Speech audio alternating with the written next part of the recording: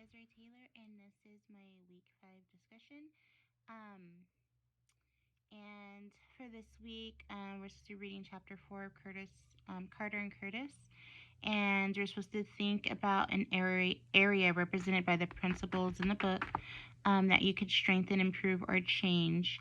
What principle resonated with you at this moment in the evolution of your center or organization? Tell us why you chose this principle and how it fits and what you know is needed for your teachers or staff. And then choose a strategy that is attainable and reasonable for you to try this week. I went to on page 160. The principle is approach coaching with inquiry. And it says teachers need more than annual evaluations to get a sense of how you see their work at the center. A manager conducts performance evaluation, but a coach consistently invites dialogue and offers encouragement and descriptive feedback. So this is probably one of the major things that I think is would be very helpful for the center. And I'm choosing this because my teachers are still I don't have any teachers with associate's degrees yet, so they're still new, they're still learning. I don't want to say new because I do have teachers that have been doing this longer than I'm even alive. They've been doing this longer than I've been alive, and so I don't want to say new, but they only have 12 units, so they have the experience, but not necessarily the education, and so I think I need to approach it in a way that is you know it's not just, evaluating them without any tools, without any strategies, without any, feedback, consistent feedback, because then they can't really improve if you're not giving them consistent feedback and kind of opening the door to allowing them to be like feel comfortable enough to come to you and say like, hey, I have some questions about this, or just a little bit of history on the program.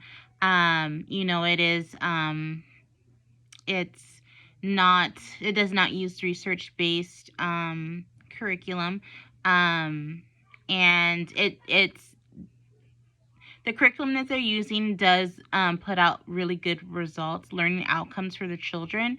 However, it's not. It's very teacher structured, very like not child led curriculum. It's not, and so it's hard for me to, I guess, understand the processes that the teachers that have been there for years. It's hard for me to understand their process and how they get their results because it's against everything that I've learned, and so it kind of puts me in the position where I'm not really comfortable, and I don't really understand the curriculum, and so it's hard for me to really give um,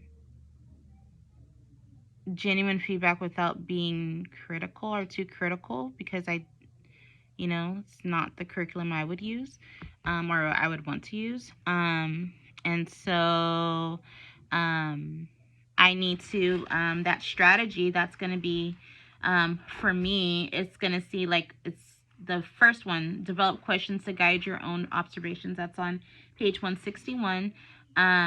And it says, ask yourself the following questions. What specifically am I seeing? What is my first reaction or judgment? There was one where it was, what strengths do I see in this teacher? What disposition do I want to strengthen or weaken?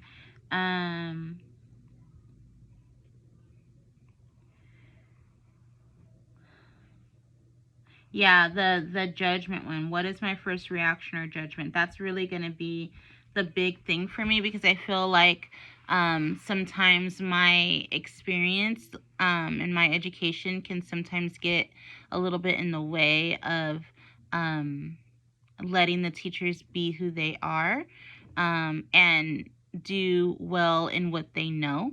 Um, and so I'm just kind of trying to balance that right now. Um, so that's the strategy I want to work on. Um, Obviously can't do it this week because school is closed. School doesn't go back till next week, but that's something that I can try to do next week. Just in interactions with the teachers, just making sure that like I kind of keep these questions in mind. Am I being judgmental? Why do I feel this way? What is it? What's the bias that's triggering those feelings in me? So yeah, that's it. Thank you.